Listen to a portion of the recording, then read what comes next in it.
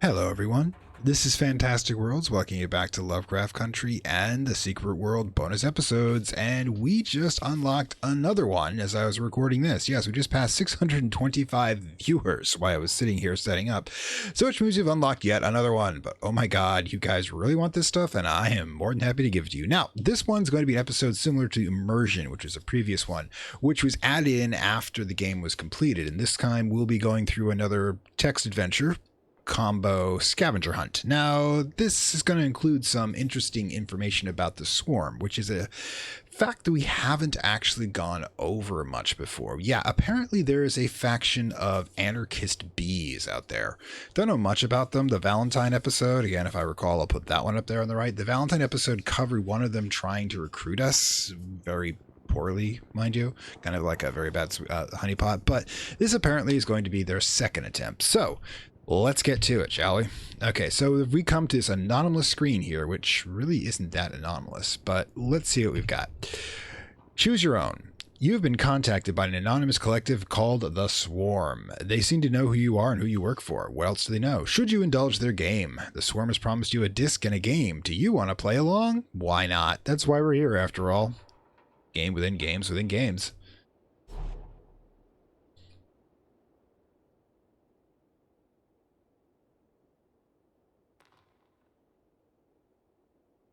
Oh, God. Greetings, Secret Worlder. We are the Swarm. We are many. Your max headroom. Truth, and we are not pleased. And we do not care. We know who you are. We know your masters. But do you know them? Yes, they're scumbuckets. Time for a game. To find us, you will have to play. Oh, fuck. To learn what we know, you will have to play. Let's begin. Find the disc. Play the disc. Choose your own adventure. Make the right choices. We are the Swarm. We are many. We know the truth. Okay, so a quick word of advice, by the way, if you're thinking about starting your own little secret faction, challenging the powers, don't try to look as dorky as that. I'm serious. Don't wear a Halloween mask, don't do a bad Jigsaw impression from the Saw franchise, and don't waste my time, which is, I'm afraid this is all going to be for Hipster Dude, because let's face it, not exactly sure what these guys are into, but I probably don't want to know. Anyways, so we have to find a computer that can play the disc. I actually picked up the disc by accident when I logged out. When I pulled out, so didn't quite get that recorded, but I did grab the disc, and now we have to find a computer it works on. Now, the thing is, I could run around this entire map looking for a computer that works, or I could just use a guide. Now, this is one of my few exceptions for not using guides, simply because most investigation missions, especially Immersion, required me to use a guide because of how insane their parser is. You can't. The parser for a text-based game, and I have actually written several text-based games, nothing that was sold in the market, mind you, just stuff that was done for fun, has a parser that usually allows you to have a wide vocabulary. In other words, so you'll do things in multiple ways. But in this case, they didn't use a full parser. They just used some sort of text response program. So let's see what we got. All right. You dream of... Hello? The right choices. See where the story takes you. We are the Swarm. We are many. Oh yeah, and don't sound like a really crappy version of Max Headroom either. Okay, you dream of sightless zones, suspended in the wet dark of the womb. Dear God, you people are poets too. And, you know, not the fun times.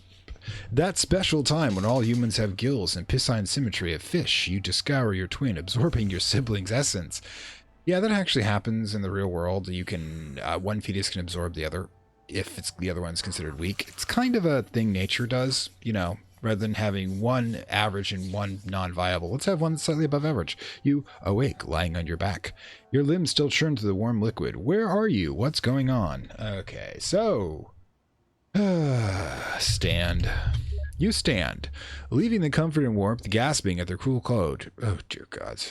Oh, my God, you people are like going to be so goth, aren't you? All right, not the fun goths either, the singer types, okay? The ones that just mope around a lot. A bathtub, like a newborn fawn, you stumble on unsteady legs. Your hands grope blindly. A square object, your phone. You turn it on. Its glow dimly illuminates an unfamiliar bathroom. Who hasn't woken up that way? Sleep clings to your brain like a disassociated fugue. Oh, you took Psych 101 in college, didn't you? You barely recognize the face in the fogged mirror. What are you doing? Okay, these are goth lyrics as far as I'm concerned. What are you doing here? None of the lights work by the glow of the phone. You shakily put on your clothes. A single door is the only means of ingress or outgress. Egress. Anyways, I won't do that to you. Okay, so open door. You enter a small hotel room. There are no lights. There is no power. The bed clock is frozen at 3 a.m. The yellow wallpaper is bubbled and peeling with curious patterns that are hard to look upon. You sit on the small but comfortable bed trying to gather your thoughts. Oh, at least the bed is nice. You hear flopping footsteps outside. A clicking noise. You shine the light of your phone on the door. The doorknob turns slowly, carefully, deliberately. The lock holds, thwarting whoever is outside. The carpet on the door darkens with a foul-smelling liquid. The water seeps through the keyhole, but the droplets do not fall down. They fall up, providing a growing puddle on the ceiling. The door shudders and buckles. Panicking, you drop your phone. You stand. To the southwest is a window. To the northeast is a connecting door that joins this room to another. Take phone. Thank you. Some of us. Northeast. The connecting door is thankfully unlocked. You open it and rush through, entering a second hotel room. You slam the connecting door shut, noting it locks from this side. Okay, I did this scene, because this is derivative from Shadows over the Myth, much, much better in my Call of Cthulhu Dark Corners of the Earth run. Seriously. Actually, that was the best scene in the entire game. But this is just sad homage. It's mad attempted homage. You hear a crash that must be the hall door of the first hotel room bursting open. At the same... Oh, God, I gotta do this while they're licking in the background. At the same time, the handle of the hall door of the room you're currently occupied twists and rattles. There's more than one of them out there. You have moments to react. Well, I have already played this scene. I know what to do. You lock the door. You lock the deadbolt on connecting door adjoining this room to your original hotel room. Just as the bolt clicks home, the handle turns as something tries to open it from the other side. The lock holds for now. You have a moment to get your bearings. But luckily, this is not a timed thing. Okay, so... Look. The second hotel room is decorated in the same drab manner as the previous room. The main hall door to the southeast and the connecting door you just came through to the southwest shudder and shake. You can't go through them. To the northeast, you see a second connecting door. Well, we all know what to do. The connecting door is thankfully unlocked as well. The security is terrible in this house. I'm going to complain to management. You open it and rush through, entering a third hotel room. You slam the connecting door shut, noting it locks from this side. The room is pitch as black. You hear a crash and plodding steps as your assailants enter the room you just recently occupied. At the same time, you handle the hall door you are currently occupied twists and rattles. You feel the conspiracy against you growing. You have moments to react. It's not a conspiracy. They're doing this, like, right now. Lock door. You lock the deadbolt in the connecting door adjoining this room to the second hotel room. The very same moment the bolt clicks home, the handle turns as something tries to open on the other side. The lock holds for now. Every door seems to shudder and shake. You have a moment to get your bearings. Look. Room is pitch black. You can't see a thing. You hear knobs twisting and doors buckling. Use phone. That's why we picked it up. There's no power in this room, but thankfully you have your phone. It glow reveals another hotel room, drably decorated in the same manner as the others. Now, when you start doing this, either in text or in graphics, just cut and paste the same room over again, you are a laser game developer. In a panic, you realize you have run out of connecting doors. Nowhere to go. There is pounding and rattling on all the doors. You'll have to get out of here. You see a thick set of curtains. Okay, fine. Use curtains. You fling the curtains open, revealing a window. Through the window, you can see a frog-shrouded New England landscape. The drop is 2 stories down and the ground looks hard. You hear the door behind you. Okay, you have moments to act. Use window. Evil laughter. In your desperation, you look out the windows. 2 stories down, which you manage to tuck and roll, only minor pain to your ankles and joints. You're standing outside Jack and Wendy's bed and breakfast. Hey, we know where that is. Night is dark, and you smell the familiar reek of salt and strange things brought from the seas. That's called fish. You know, there's a thing. I used to live on the New England coast, and everybody who complained about that smell of fish, I was like, hey, you like your fish dinner? Shut up. You like your lobster? Shut up. That's where it came from. That's how it smells. You need to get used to it. Anyways, night is dark. Okay. An evil fog greets the landscape. The adrenaline and chilled New England air fills your heads. You are in your hometown of Kingsmith. You have returned after so many years on an investigation. A profane cult has taken root in the town, filling its citizens' head with starry wisdom. The cult of starry wisdom, reference to, I believe this Yog Shoggoth cult in the Call of Cthulhu classic RPG. Yes, I am that much of a Lovecraft nut. To the southwest, in front of the bed and breakfast, is a road, Belmont Avenue. You hear some sort of commotion in the direction, see a vague glow in the mist. The shoreline of King Strait stretches to the northwest. It's not a road, but it appears to be empty. There's debris all around you. It's too dark to identify. The moon. Where is the moon? It's the new moon. Dude. The new moon. Use phone. Among the debris, you see a wooden log. It's just the right size and shaped to make a handy club. Take log. You pick up the wooden log. All right, then, northwest. You walk along King Strait. The way grows strange. Far behind, you hear the padding of unseen feet. The bed and breakfast is swallowed behind by the fog to the southeast. The mysterious glow dims and recedes behind you. Eventually, you come to King's Court and walk down the road. You hear children's laughter stretched and distorted by the fog. Immediately to the south, you spy a playground and a fountain. A dozen children are at play. They see you and wave enthusiastically. The church, you know, lies further in a southwesterly direction. Can you find sanctuary there? All right, south. You approach the children as small, so the little girl runs up to greet you with a shameless enthusiasm of youth. You notice she is carrying a large pair of scissors, as you never run with scissors, sweetie. You dashes towards you with a glimmer in your eye that makes you uneasy. Use log. That's what we got it for. Brandishing your log as a club, you bash the lump of wood in the charging girl with the speed of instinct, nearly avoiding being stabbed. The murderess continues rushes to the ground. She others flee, shrieking in tones that are not quite human, more like rabbits dying in the night. Large pair of scissors lies gleaming on the ground. Of course, we take the scissors. Take scissors. You pick up the scissors, because why wouldn't we? Okay, southwest to the church. You stand in what's left of the church, which stands just northwest of you. Your mouth gapes the desolation. The spire is broken off halfway up and jagged, although some giant bit it off. The stained glass is shattered. Every square foot is profane. Something bad happened here. You hear murmurs inside.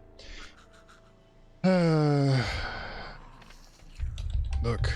As you investigate, this sky changes to a color you cannot describe. Is it a color that's from outer space? Oh, God. Weird, yet another Lovecraft reference. Weird shapes slither in the shivering clouds. You can feel the world pass from the control of known go. Fuck you.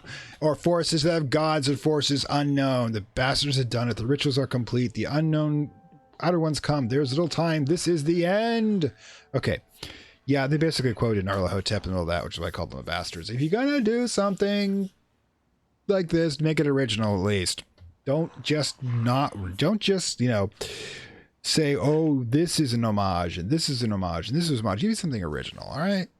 Not too much to ask. Anyways, there's little that can be done, but you know a place down by the water where certain letters are etched in cement. To those, are you honestly telling me that you believe that the manhole covers are going to save us from Cthulhu? Probably. Oy. Anyways.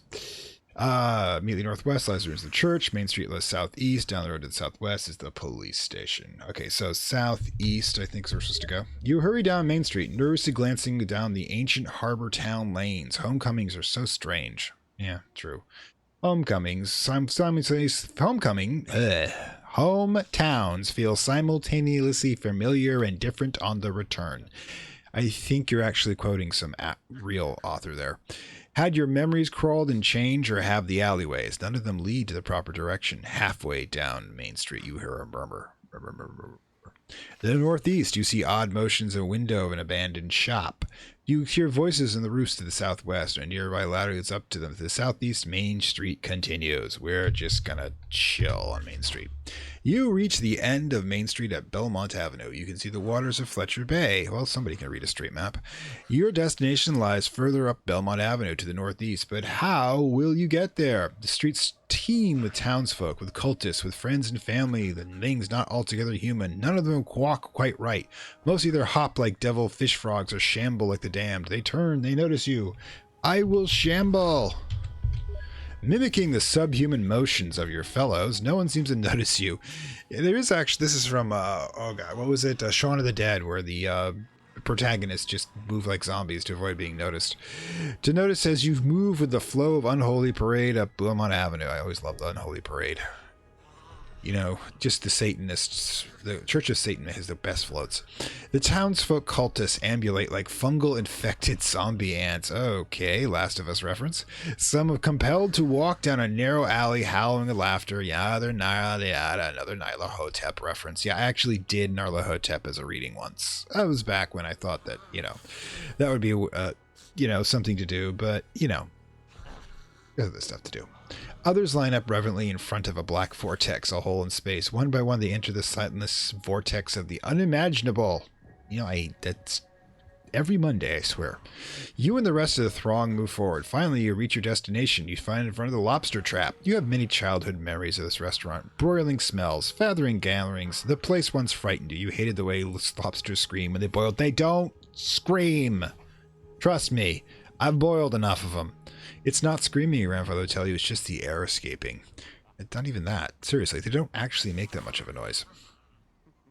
That which you seek lies to the southwest behind the restaurant, at the end of the pier. That's where you will find the special letters etched in cement. However, the cultist mob is thick with lurching bodies, making a move in that direction difficult. You might not get out of this without a fight. Then let's fight! You force and battle your way through the cultist horde. So close, you start to run towards the lobster trap when you are tackled by a cultist who's noticed your action. He drags you to the ground, holding there, calling to his fellows. Use scissors. Okay, so let's all hail to Mercury retrograde, because this is the second time the recording has messed up. Hopefully I'll be able to finish this in a timely fashion. Alright, so you take the large scissors and stab them through the eye of the cultist. He gasps and falls still. You think that you might have delivered papers to his yard once upon a time. Yeah, and he stiffed me, so to heck with him. With a heave, you push the body off yourself and run behind the restaurant and onto the pier. At the end of the pier, you turn left to the T intersection, the outdoor eating tent. Wasn't here the last time you saw this place. You slip under the canvas and on the southeastern edge of the pier, you find it. After all these years, they're still here. The letters drawn in cement. You read your salvation. You hear titanic rippling as they come. The earth groans. The end is here. The outer ones have come. You must act. Read or die. Oops. Okay, hang on. Read.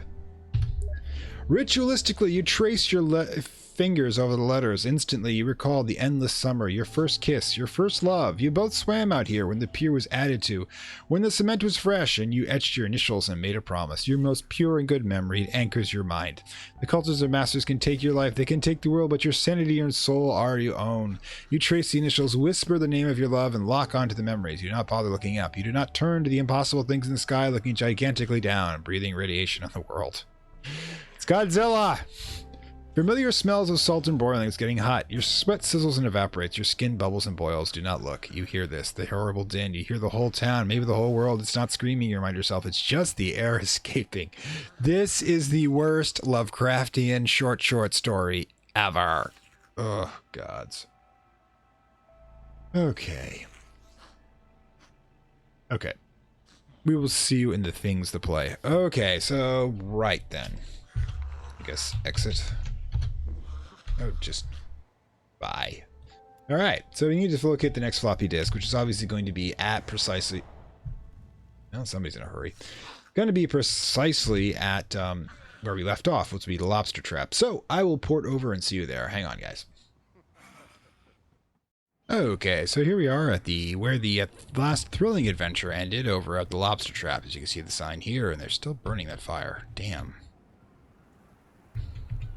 I know, I just want to come up here. Not really important. Sometimes I just like goofing off a bit. Anyways, the point is at this level I have nothing to worry about from these trash mobs. They're just going to ignore me. In game, I like to point out that's probably because we don't even smell like human to them anymore. Transfer that. There it is. Alright, so let's see if we can get it. There we go. And we nab the disc. Alright. Play through the next interactive story. Okay, unknown sender. I'm going to have to be careful here. I've got the goods on someone you want. Good. Good. I'm not activating that because I am holding back the next SMS to SMS text to the African campaign. The South African campaign is going to start when I open that thing. So we're just going to take the headers off. If they've got the goods on somebody we want. Okay, cool. Who? Because I didn't actually think I was here to really mess with anyone. If I want to mess with somebody like Kirsten, I'm not going to play their game of information double dealing. What I'm going to do is set them on fire repeatedly.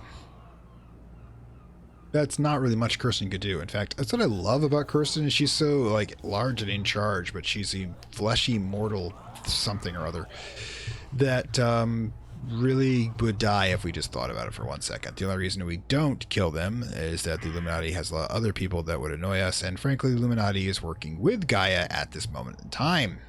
If the day ever come that it's not so anymore, they will find out very quickly. I don't suppose any of you actually watched Agents of S.H.I.E.L.D., but there's one point made by the head of Hydra in season 3 was that employing superheroes, if you're an organization of normals, is a really bad idea, because at some point they're going to realize they could just be in charge themselves. Okay, so we ran over here, by the way, because we need a computer. We know the one operating computer left in this town is Bannerman's, because we've used it ourselves. Let's get it. All right. Wait. Oh, I have to use the thing, do I? How do we do this? Okay. Oh, on the desk itself. There we go. That doesn't make any sense whatsoever, but we'll let you know next. The failed audition. All right, I'm calling it. The Wasps aren't like this paramilitary group trying to do change. They're a bunch of emo artists that have never made it in life and are really, really sad about that. Okay. Not that they didn't make it in life. I mean, the thing is how do I put this? If you're creative and you come across troubles, that's part of the game, but just, sometimes you're taking yourself too seriously. Well, I'll let you know next. A voice in the dark. It's always a bodiless voice. Gods, what are we doing auditioning for the Dreamers?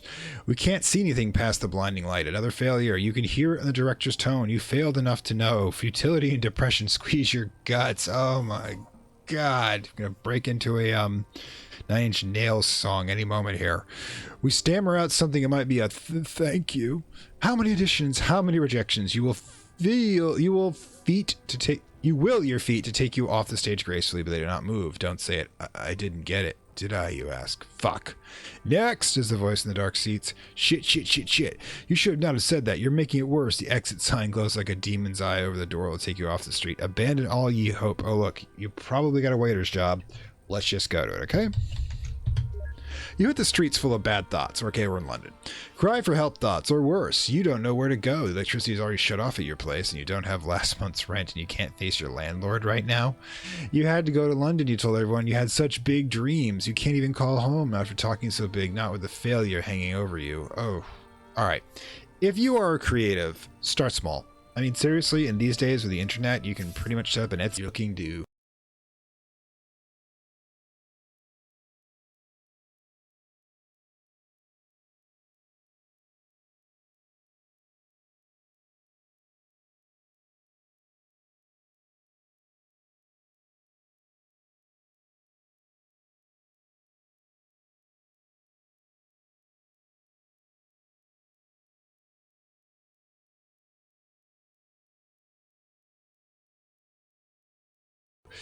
Impress someone else and ask yourself, who the hell should have that much power over you? Anyways, you aimlessly walk up the street up from Albion Theatre. You cut through Eldwick Park. You get caught up in a crowd at an eastern entrance. A dozen feet north of you, a vagrant entertains a crowd with a puppet. Okay, that's actually important if we do. Right, we will at some point be doing the Templar factions, introduction, and unique missions. I'm basically going to run one of my characters through each one of the mission plots, and I'm going to record the episodes that are unique to that faction, the Dragon and the Templar. But I'm also going to do, of course, an interludes which describes the faction itself and its relationship to the secret world. Now, actually, if you are this far into the game, you should let me know down in the description, down in the comments below, if you'd rather I do the Dragon or the Templars first. You don't have to tell me right away. It's going to be a little while. Okay, so yeah. In the Northeast, you see Moco Loco. You realize you have just enough money in your pocket to get the one thing that might cheer you up, coffee. In the Northwest, in the park, is the lethal chamber the government recently installed. Okay, so this was actually a story I was going to do before I gave up doing that, but there's this lovely story by Chambers, who did The King in Yellow, which is actually a Lovecraftian story that came out before Lovecraft, mind you very much. And within it, there was an alternate 1920s in which the government installed suicide chambers, which means that you could just walk in and off yourself at any time. The government saying that if you're, suicidal, that your pro world is probably better off without you, and you'll end your suffering. It obviously was a dystopia. Horribly relevant these days. But so yeah, let's talk to the vagrant. The vagrant is finishing his performance. He recites, "Let the red dawn, what shall we do when this blue starlight dies and all is through?" Oh, God, we're doing more references. The crowd applauds but looks uneasy in their eyes. The vagrant wanders around busking with a bucket. People throw a coin in here and there. He walks up to you. "Have you nothing for me, child? Pence, or sou?" The vagrant asks. "Have you heard Cassilda's song?" Said that. Okay, that's a reference to The King in Yellow. I actually know what that is. Okay, we'll donate. You can smell the delicious coffee from the nearby shops, but you think better of it and put the last of your money into the vagrant's bucket. He watches you gesture with gravity. "You're a good one. You deserve a better fate than to be a failed actor with empty pockets." You open to mouth to ask how he knows. Let's face it, he probably just has to say that, and to half the people will walk past here, and it'll be true. But the puppet shushes you. "I have something that will save your vocation and bestow upon you the divine inspiration of the Hyades himself. Here." The vagrant takes your hand. The puppet, who somehow produced a magic marker, draws a strange symbol on your palm. "Go to Tuppenny Dreadful, a bookstore in the shades. Show the shopkeeper the symbol and answer her questions. She'll give you a book with the mighted worlds lurking at its paper, the words of the choleric king." Oh, gods. "The pallid mask!" shrieks the puppet. "Random reference!" shrieks the reader. But to take a caution, there are those who will notice once you have this book. "But there's a false king in Eldwick. He has stolen my subjects. But if you should meet him, have no fear. Speak his name." Puppet cackles. Tuppence Dreadful, lies ways southeast of you. All right, southeast. Through the dingy alleyways you trudge, reaching Tuppenny Dreadful in the shades. The shop sells mostly comic books. Oh, I remember this one. What was the one we were doing? Oh, God. Oh, wait. Did we do that? Yeah, we did that back in Immersion, didn't we? What? Yeah, it sounds like it. Does not seem the sort of place that would contain a wondrous tome. The shopkeeper, a middle-aged woman with a pipe in her mouth, asks, "Can I help you?" Okay, symbol. You show the shopkeeper the symbol on your palm. "The sign," she says. She takes a last puff off her pipe before putting it down. "I cannot forget the place where the black stars hang in the heaven, where the shadows of men's thoughts lengthen the afternoon, and when the twin suns sink into the lake of Halley, and my mind will forever bear the memory of the pallid mask. Tell me, where am I from?" Carcosa, which is a fucking trivia question that some people are not going to get when they play this game, so, not fair play. Carcosa, she says. Yeah, this is all reference to the King in Yellow series. It's kind of an interesting one, written about when Lovecraft was born, actually. Robert Chambers. And it's a set of short stories in an interlinked universe, which has the book in yellow and does trippy, weird shit to people who read it. Usually kills them, too, in terrible ways. So that's a sort of... I can recommend it if you really like Lovecraft at his most purple prose, just going on forever. But if you're in for something a little faster, I'd skip it and just realize the King in Yellow is a thing. She walks into the back room and returning with something bundled in stained cloth. She unwraps, revealing a book. You've never read the book, but you know the book. It's a play, the forbidden play, outlawed by nearly every nation. Some believe it struck the supreme note of transcendence art. You're just quoting again.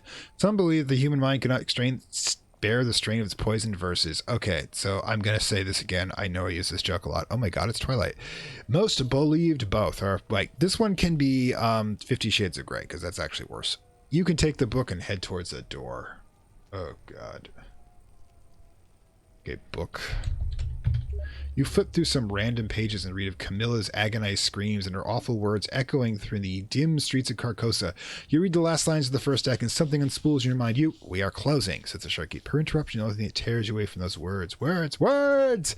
You slam the book shut. Okay, we're going full Lovecraftian a protagonist here. Soon we'll be doing our last entry in blood. Somebody, and then you like would write the last lines, like, tentacles have me, I am doomed, and make sure to throw it out so when they find your missing body, somebody can read it. Because that's what you do in these sort of genres. Ooh, I'm a little loopy. You exit Company Dreadful, stepping in the alleyways. A voice behind you says, have you seen the sign? Yes, it's neon. You startle, dropping your book. You turn to see a puffy, pale man of loathsome countenance. Oh, hi, dead man. He reminds you of nothing so much as a wriggling grave worm. He looks at your hand, nods, and leaves. You can't help but to pick up your book. It's open. Act 1, Scene 2. You can't help but read. You, sir, should unmask. Indeed, the stranger says. Casilda. Indeed, it's time. We have all laid aside disguise but you. Stranger. I wear no mask. Camellia, terrified, aside to Cassilia. No mask, no mask. You close the book. The words wriggle in your head. You look about. Impossible. It is dark out. It was afternoon. You reach for the book. What is going on? You've been staring at this book for 4 hours. As you walk down the street, shadowy figures follow. You're nearly surrounded. The only opening is to the northwest. Go northwest. Let's be herded. You make it to the park just as your pursuers catch you. Many rough hands grab you. They take your book. There must be a dozen of them. They all appear to be homeless people, each with an improvised weapons. The vagrants roughly drag you deeper into the park. As they escort you, two of the men in the argument between themselves. I'm telling you, it's the name of a place. No, it's not what the king says. It's a god. Silence! There's a melodic voice. It comes from a short man standing in the makeshift wooden stage that dominates the park. He wears some sort of toga and crown. I see you have met my knights. I am Tiberius Rex. Several silent moments as he waits for recognition. I am to be king. You look doubtful. I am the rightful heir of Carcosa. The signs have been sent to the right people. I am to the king of kings and emperor semper only to the choleric king. Okay, this is the crazy guy from the King in Yellow. Oh, this is like the worst revival band ever. One of the knights brings Tiberius your book. Ah, yes. Easy. I read the entire King in Yellow series. It's actually fun, like I said, but you've got to be in the mood for some really archaic style of writing. And this is just throwing random references into a blender. Ah, yes, I read The Forbidden Play 2 during my convalescence. Yeah, that's like the opening line of your story, dude. Oh, God, the wasps are just terrible. Artist. Head injury. Please join me on this dais. Tiberius motions you to join him on the stage, which is to the west of you. All right, fine. Let's indulge the crazy guy. You and the vagrants climb on the stage. Tiberius bids you to examine... I guess we're also a vagrant, since we don't have any place to live. So... we vagrants climb onto the stage. Tiberius bids you to examine his documents of secession. They are dog-eared sheets of paper full of scribbles. Okay, that confirms, by the way. Okay, since which one is wasn't the King in Yellow the largest story in there? One that has a dystopian future. Yeah, it's done from the point of view from a crazy individual, so the documents of secession to him look normal. To us, they look like they're just scribbled. He babbles on about the dynasty of Carcosa, the lakes which connect Hastur, Alberon, and the mystery of the Hydes. He talks to Casilda and Camellia and the Pallid Mask. You know, I'd complain, but this is exactly what Chambers did. Just like Lovecraft, you won't actually explain the horrors and leaves it all to your imagination, which... to a degree, that's fine. Whatever you can imagine is worse than whatever can be shown before you or read. But this is text. You could describe something that's literally hideous and get a more of an emotional reaction. Now you're just checking off things on a list. Then Tiberius takes back his documents, reverently rolling them up. This scalloped tatters must hide Yetel forever. Tiberius says as he whispered prayer, his time has come. The people should know the son of Hastur, and the whole world shall bow to the black stars which hang over Carcosa. I am the one. I alone know the mystery of the Hydes. My mind has sounded the depths of the Lake O'Holly, which is soundless, dude. One of the odd things I know from my time as a GM with Call of Cthulhu. He pauses and regains his composure, but there is a problem. He holds up the documents. You are an heir which threatens my legitimacy. Do not deny it. I see it in your birthmark. Here he points to the magic marker drinking. Drawing on your hand. You have one thing to be done. You have to renounce the crown. You have to declare my illegitimacy right here and now. You must say my name. Say it. Say my royal name. Say my name. Say my name. Say my name. Oh, God. Fight. You bodily attack Tiberius and he shrieks in surprise. His minions pull you off before you can do much damage. You get a much closer look at the little man. He notices his crown is made of foil and tinsel, and his toga is a repurposed bed sheet. What's more, under the robe, you can make out the uniform shirt of a local convenience store. Pinned to his shirt's name tag says Tim. Enough stalling, Tiberius says. Say my name. Some call me Tim. You speak the would-be king's actual name, and it strikes him like a physical blow. He screams, he raves, he foams. Do people foam? You can foam with the mouth, but I don't think... I get this image of just, soap suds coming off of him. Dude, you You should have washed it off a bit more in the shower. He throws his foil, the clown, to the ground and enters a temper tantrum. No, no, no, no, no. I'm not Tim. That's not me. That's not me. Not me. Reduced to tears and snot, he drops your book and runs towards the lethal chamber. With their king gone, the vagrant knights look very uncomfortable. One by one, they flee. You look at your book and discarded crowbar. Oh, God. Let's take the crowbar. Let's do... Maybe we're going to run into some head crabs later. Pick up a crowbar. It might come in handy. Okay, take the book, because I bought it. Only cost me my soul. You bend down to pick up the book. It's open again. This time you cannot resist. You read the forbidden play from beginning to end. At the end of the first act, it occurs you had better stop. You fling the book away, only to crawl after it and keep reading. It's like a bad lover. Oh, I quit you, eldritch knowledge. You know, the dynamics between most Lovecraftian... between most Lovecraftian protagonists and the eldritch knowledge that drives them mad is like a bad relationship. All right. The second one rips your emotion. Okay. The very innocence of the first act only allows the second to rip your emotions so completely. The words crawl all over you. You have read the play and reread it and weep and laugh and tremble with horror or ecstasy. Which one is it? I should know. When it is all done, you know not what you know what you must do. You feel inspiration, true inspiration the first time in your life. You need a stage. Right now, the Albion Theater is just to the south of you. All right, let's go. You arrive at the Albion Theater, but in the dead of night, the front doors are locked. You go around the building and now standing in front of the back door, you sweat and shiver. The words crawl in your skull. You have to perform them now before they burst out of your skull. Okay, use crowbar. The door is locked. Thankfully, you're able to force your way in with the crowbar. A set of rear doors leads up. Okay, stairs. You enter the lighting booth. Yes, yes, if you're to perform, you must have light. Proper light benefiting the forbidden play. You can't do the forbidden play by yourself. In the lighting controls, you can select a variety of controllers. Pick a color. Well, yellow, obviously. The light illuminates the stage, painting the backdrop in the corresponding color. The mood is set. It's time. Another stairway leads down to the stage. Stairs. It's showtime. You shake in anticipation. It must be perfect. Enunciate yourself. You remind yourself. Emote. Acting. Acting. Thank you. And thank you to the one person in the back who gets this. You begin the ritual. You make certain the backdrop shows yellow. You stand with the spotlight at the center stage, facing the audience, and then with great embellishment, you bow in exaggerated pantomime. With this ritual complete, you can begin. You perform the forbidden play, one-actor show. I would pay to see this. You sing Casilda's song. You become the stranger. You invoke Castor. You swim with black stars. You sweat blood in Act 2. You know you've achieved your art. And when it is over, there's clapping in the audience. Applause! Bravo! A voice from the seat. You squint your tear-filled eyes. A single figure sits in the audience. It's the vagrant with the puppet, the fallen king. Well done, well done, Master Thesme says. There's a royal performance. The hour is yours. If you want to invoke a king, you better to speak his name, the place and the god. Then say his name. Okay, there's actually an idea that if you speak Castor's name 3 times, he appear in the game, Call of Cthulhu. He appears and devours you. That's actually bullshit. It was put in by bit of a hack writer called August Derleth, and yes, I will get flack for some people for saying that, but he is a hack writer, and he tried to completely recreate the Cthulhu mythos into being some sort of good versus evil Christian mythology stuff. And yes, he's the one who came up with that, and of course, no, it is not canon.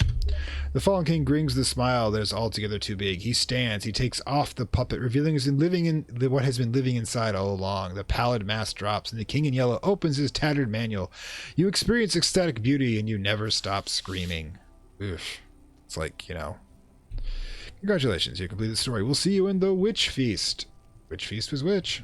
Anyway. Okay, so here we are at the Albion Theater, and yeah, let's knock this out, shall we? Head us in. Oh, got another phone call while we're in here. Don't know where the audience is. Says that songs that the Heidi's shall sing. Oh, you guys, are terrible.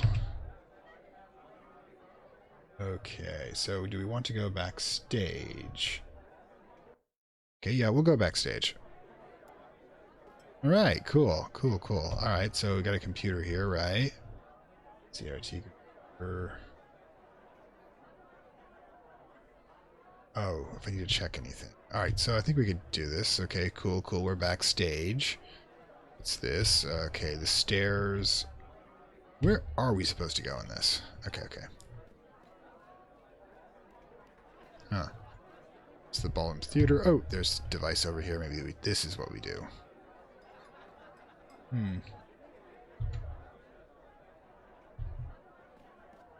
That's not it. Okay, so what do we need? Wait, so, right, theater control system tablet. There we go. This must be it. Okay, so right then. Let's see what we've got. Tablet.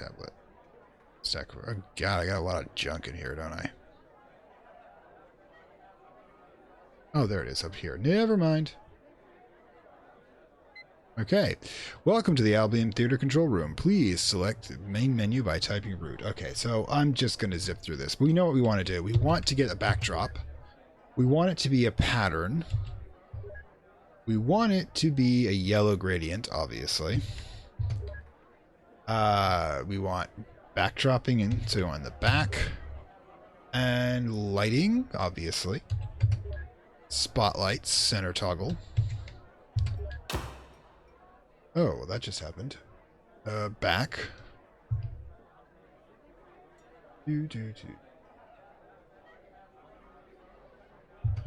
And curtain. Excellent. Did we do that right? I hope so, because I don't want to do this for too often. Okay. Huh. Missing? Did I do something wrong? Theater patron. Okay. Oh, wait. Supposed to bow. Cry, smile, laugh, and phone. Where is that bow? Da-da-da. The masked figure. How do we approach the masked figure? Where are they? Okay.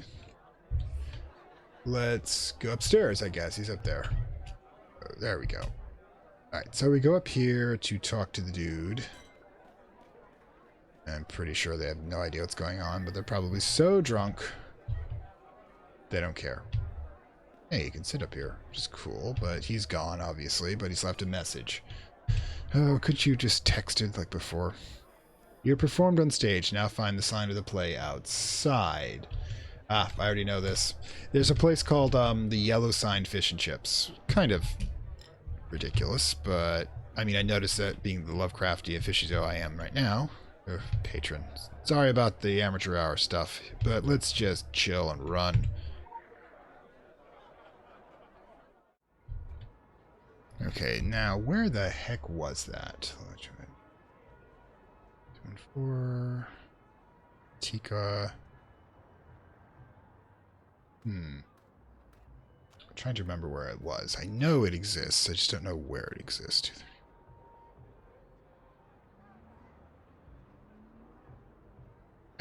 Sorry, I'm gonna look it up. Hang on.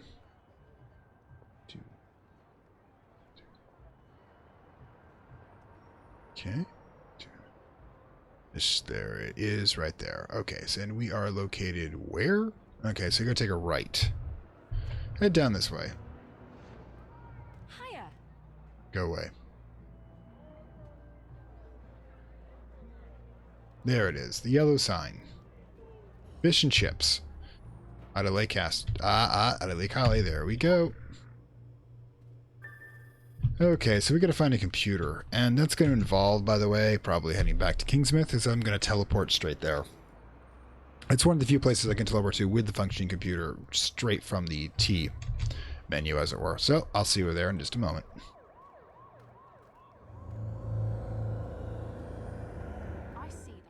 Okay, so yeah, zombies are attacking, but it just means it's Tuesday here. Okay, so let's see about reading this floppy disk, shall we?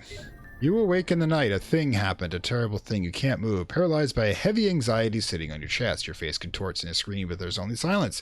Finally grasp your vest, your limbs spazzing in life as you lay in your bed. Apparently now we're playing with Poe. Stand. Get out of bed, stumbling in the moon-kissed murk of your room. Clean up your room. Your little brother's bed lies empty. You know the hag took him, Baba Yaga. You don't know how you know, but you know. The same way you know your parents are not here, that you're all alone in the silent house. That, through you hesitate, the front door beckons. How do doors beckon? Cupboards are bare, not even a spider or fly. Nothing should be as unnaturally quiet. You do find your father's skinning knife. All right, take knife. Pick up your father's skinning knife. And now we leave. You step outside into the moon-kissed gloom. In front of your house is a large black cat with one eye. The guy has caught a sparrow. It struggles in its claws. Oh, please, cries the sparrow. Help us. Pass the two animals the right or staff. Okay, so we're going to help the cat. I don't know why we're helping the cat, but we are. You stand and let the cat dine on her supper interrupted. She devours the sparrow in 3 snarling bites. She cleans her paws and says, "My, you are savagely polite." Grinning a cat grin, she rubs against your legs and says, "Your manners deserve a prize. Here is a secret from me to you." Why, it's usually you'd think you'd be saving the sparrow. No. This is nature. Let nature take its course. Baba Yaga is also. Baba Yaga is nature. Baba Yaga is the deep autumn. She is the harvester and the grim harvest also. She is the scythe slicing into winter. If you take this autumn's corn husk and weave a doll in her likeness, you will have power over her. As the cat saunters off in the moon bled mist. God, this guy's obsessed with the moon. Kindness is good and life is sweet, but everything must eat. The path runs north into the dark woods. The landscape is off somehow. Nothing is where it should be. Even the stars don't look right. As you walk, well, at least the stars aren't right. When they're right, it gets really bad. The dark woods spring around you. Eyes peer at you from every shadow. Clawed branches reach up to snatch the ripened moon. Enough with the moon. In front of you, on the path, stands a wolf. It stands as tall as a horse, furry calabash. The big bad waits expectantly. Chat with him. "Where are you going, little one?" asks the wolf. "I'm going to Baba's house," you say. "As am I. Iron-Tooth and I are old friends. We are to have dinner. She is the cloud and the moon and the death and the goddess in the winter, the snake and the bird. Just say Lilith and be done with it." Yep, that's right. Baba Yaga and Lilith. In this universe are the same entity. In our universe, I wouldn't make that claim. She is north of here. She is always to the north. She is winter. How far north, you say? She was always standing at your final step. I'll take you there. I told Iron-Tooth I would bring sweet meats. The bad surges towards you, and the world turns to teeth. Use knife. "My flesh is not for feasting," you scream. With luck and speed and desperation, you thrust your father's skinning knife into the wolf's eye. The strength of the big bad's charge takes the knife all the way to the socket to the hilt. The wolf dies on top of you in its crushing weight. You eventually push your way free, exhausted and covered in blood. The big bad lays still. You are free, though a little chill after leaving the warmth of the wolf's luxurious coat. We all know what to do with a skinning knife, right? Skin wolf. A northern wind blows cold as you cut the skin from the big bad wolf. The monster's hide is so tough that your knife breaks, but you tear his pelt free from the steaming carcass. Hey, get a little meat while you're there, too. I know it's gamey, but it's meat. You try it on. You dare practice Hal. You feel pretty convincing. Oh, cool. We're going to be a werewolf. North. She is always north. The path takes you to the dark woods. The handmade crosses hang from the branches. She's not Christian. Dangling from the lengths of rope string and twine. She's the Blair Witch now. Swaying in the wind like the mobile that used to spin over your crib in a memory you forgot you had. Terrible grammar. You come to a clearing. To the northwest, you see a vast cornfield, an ocean of cornstalks taller than you. This is all wrong. When did these grow? Nothing grows this fast in the besieged farmlands. The northeast is a great lake. In the distance, you see a wooden dock and a ferry. Okay, we go northwest first, because we want a whole bunch of... You creep through the vast fields. The cornstalks are taller than you, and you can't see more than a foot in any direction. Whispers and murmurs shiver through the field, and you tell yourself it's just the sound of corn growing. There is that sound. It does make a sound. I've been out there at night. It's a little spooky. It's like nature just whispering to itself. Stalks and husks brush your face like the fingers of a crone. Somewhere the north lies Baba Yaga. Make doll. You rip the husk off several stalks and begin fastening with a bit of string. Oh, free from your pocket and form a doll. You tear tattered rags from your night clothes. All this, you fashion a crude effigy of Baba Yaga. How do you know what she looks like? North. She is always north. You come to a great tree with a home dug into the hollow of its roots. A very basic and wild abode, but one that might feel cozy and safe. The sort of place a little kindly old woman might live. You shake your head. Pinch your skin and squint your eyes. The illusion fades. Now you see the truth. There is no tree. There is only a hut, standing as tall as a tree on top of 2 giant chicken legs with taloned feet. True to form. The yard is surrounded by a fence of bleached bones and lit by a series of skulls with burning coals fry. Gotta admit, she does decor well. In the distance, you hear a drone that becomes a roar. Oh God, the U.S. Army is going to drone strike her. Okay, now I've just created a really weird story in my head. Wind lashes the treetops, the earth trembles. Then you see an old woman flying through the sky, riding a giant mortal, ringed with fire, rolling with a pestle, landing in the hut. I say it's another rocket. So hit sways and giant chicken legs. Your brother's up there. How can you get to him? Use pelts, because obviously she's been waiting for him. You kill tall, gaunt,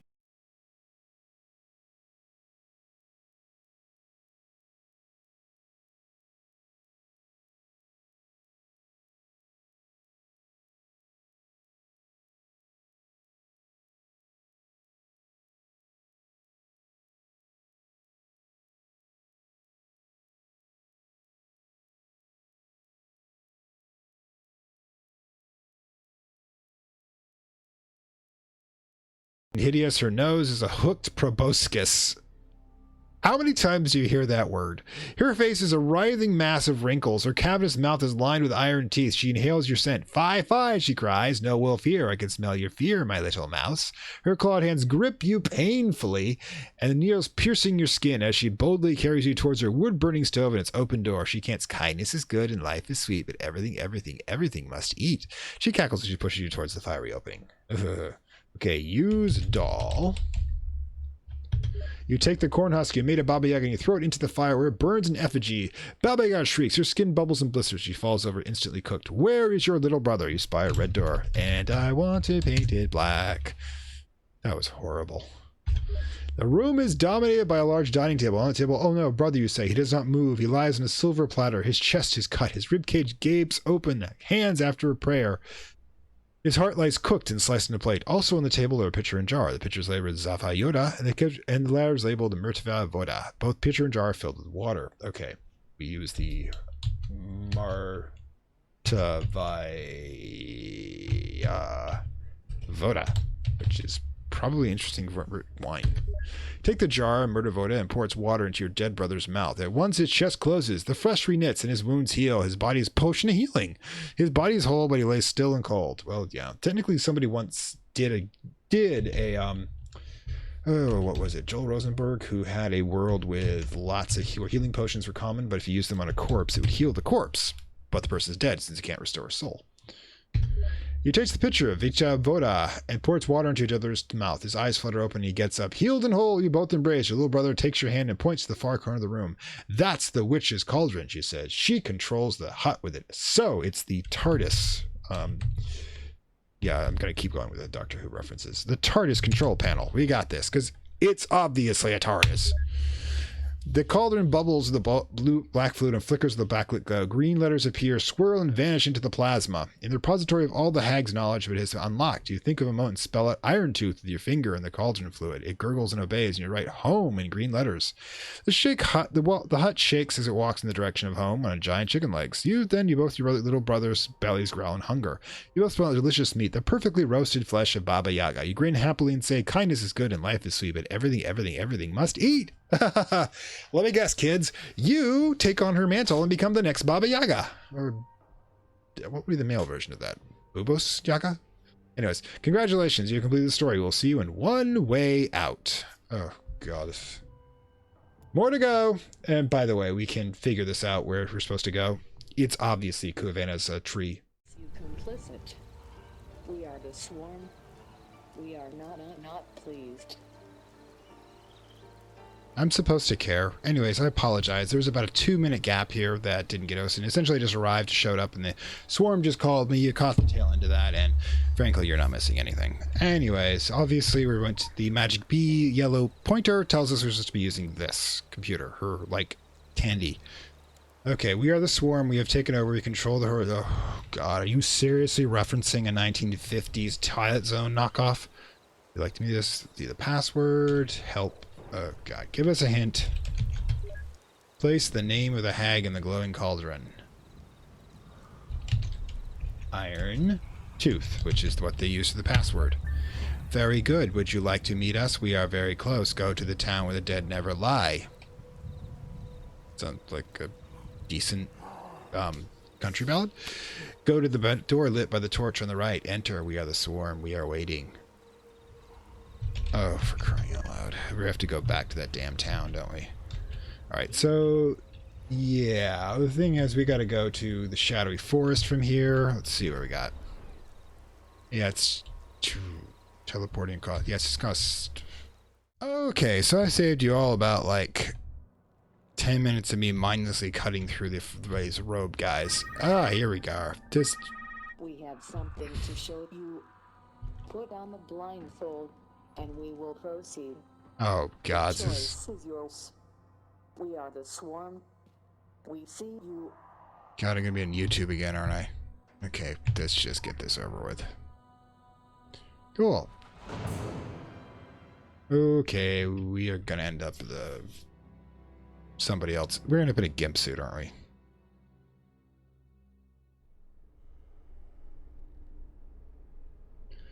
we? Okay, so answer the phone.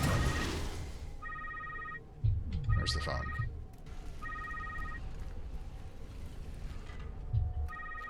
That's over here. There it is. Okay, so we run through. I told you we were going to end up in some sort of sex dungeon.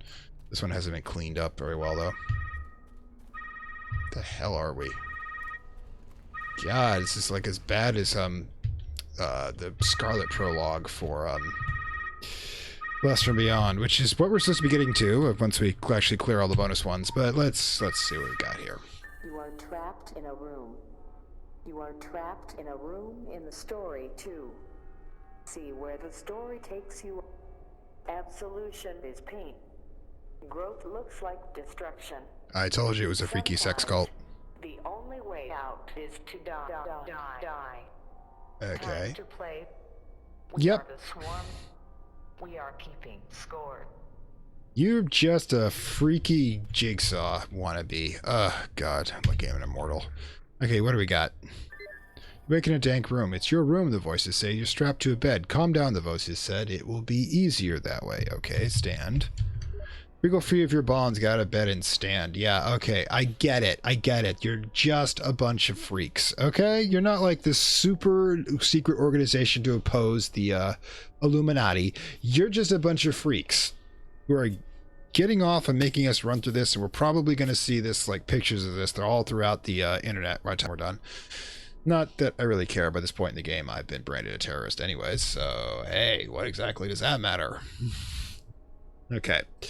Don't do that, says the voices. You're not well. You look around. You're in some sort of old abandoned asylum. The voices say, no, it's a state-of-the-art facility, sterile and white. You're having a psychotic break, they say. We're here to help. The place looks horrible. You need to get out of here. You're ready to walk out the door to your cell. The voices say you're not leaving, that you are still strapped to the bed, that it's important not to indulge in this delusion and remain in the room. You're sick, they say. You've hurt people. I have hurt a lot of people. I'm going to hurt some more.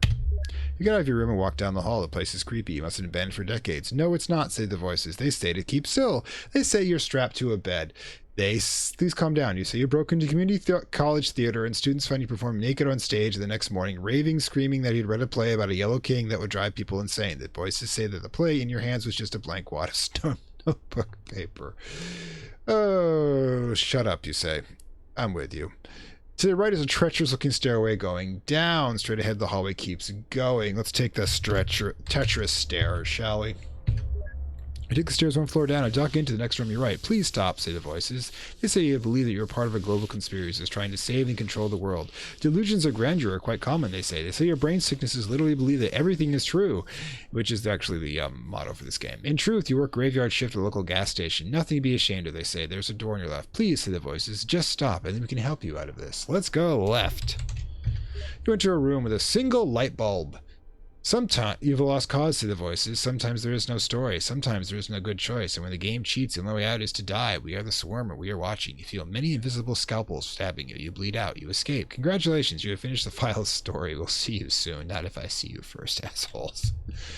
All right. Floppy disk complete. All right, cool. Do you know how old floppy disks are?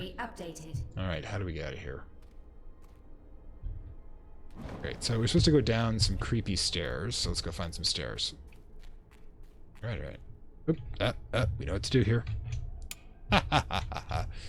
Alright. Okay, so the creepy looking stairs are here, and there'll be a door to the left. Okay, cool. You want to try... Alright, cool. Door to the left. Is that it? No. This way? Okay, door to the right then. Huh. Okay. Or is it left or right? I don't know. It's just somebody else's psychotic delusion I'm dealing with. Oh, great. The Eye of Horus. Alright, cool. We go through here. Okay. Examine the object. Mystery object.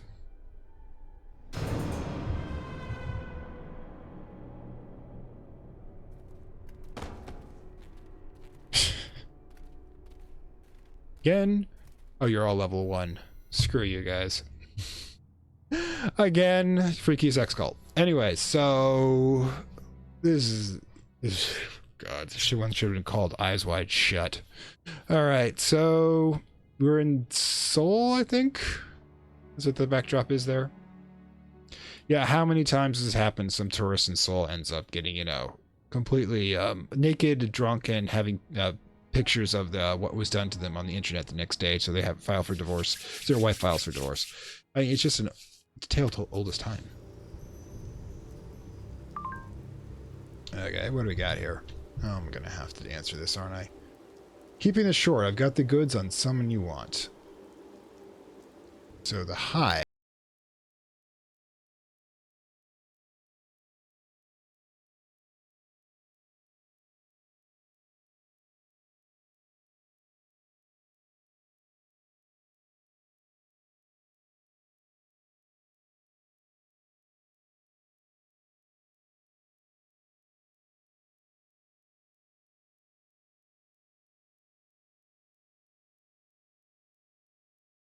Is a prison for us. Okay. So I have a completed disk. Alright, so we go to the disk. Swarm place their text games and certain bits of vital data on the floppy disk. Anything to the hand. A god thing to put in the hands of a potential enemy. Come on. Oh wait, shift 2. Shift 2, I said. Oh, you're gonna make this difficult, aren't you? Okay.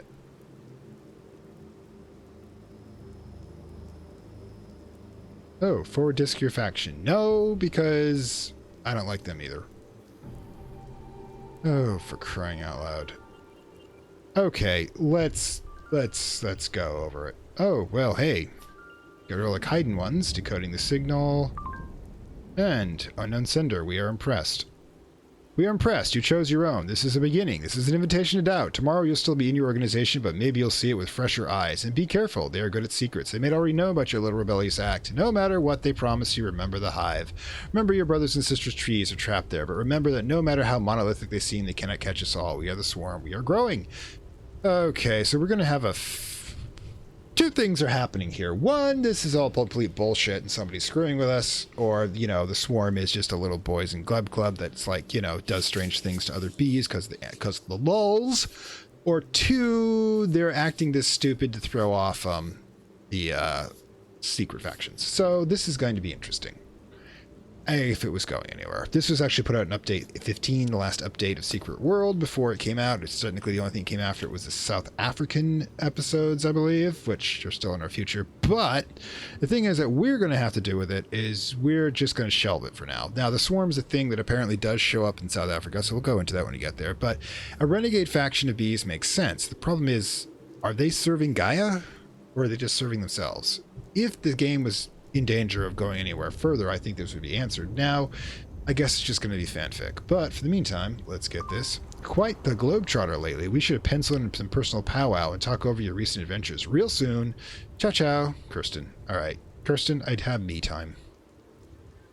All right, we're going to have to put this in. That's for later. Oh, please. So I didn't even get anything good from that? Ugh.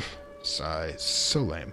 Anyway, so this is Fantastic World saying farewell from Lovecraft Country and the Secret World bonus episodes. Now, this wasn't, of course, the most thrilling of the episodes. It's kind of I kind of like it because it's kind of a snark fest for me. But the thing is about this sort of adventure is that it was easy to crowbar in after the fact, since it didn't really do anything but reuse other assets. And they didn't have the time or money to do the South African episodes as far as I can tell. And they really haven't even completed them yet. So yeah, this is going to be another dangling thread. And again, I'm putting it in here mostly for completeness. It's the same thing. It's not as bad as the Slaughterhouse dungeon when it comes to, it's at least a little entertaining, but it's not really one of the ones that I would do more than once. I don't even think I can do it more than once. Anyways, so I hope you enjoyed this. And like I said, we passed 625 viewers, so we'll have another bonus episode unlocked. So if you don't like this one, just wait a couple of weeks. It'll be around like regular as a train. And of course, when we hit 650, if you're called the simulator kind of person, we'll be doing unlocking the grimoire, which is the full rites and rituals for Cultist Simulator, and the spirits they summon, and how you can use them effectively. Now, in other news, of course, there will be a new supporter-only option being added for those of the Cultist level, called Lovecraft After Dark. Now, that's going to be going games based on the more surrealistic versions of Lovecraft stories. I mean, you all know about Cthulhu, but do you know about the Dream Machine that revealed that that insane hillbilly was actually a star in disguise? Yep, that's a series. Did you know about the one? Well, you know about Reanimator, and that's actually the great thing about that is the movies aren't that far off from the actual story. It's that ridiculous. Do you know about the story about a magic beam of light that came from the North Star and turned a person into a marble bust and erased them from history? No?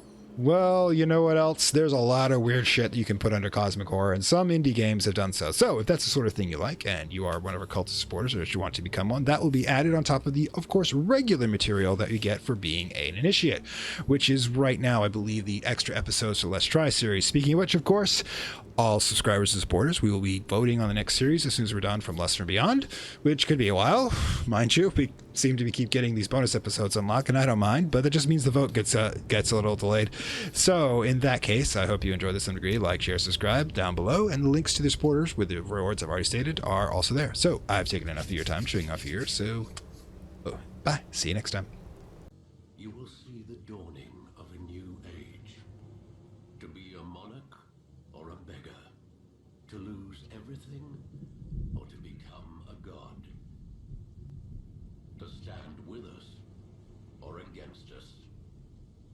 The choice is yours.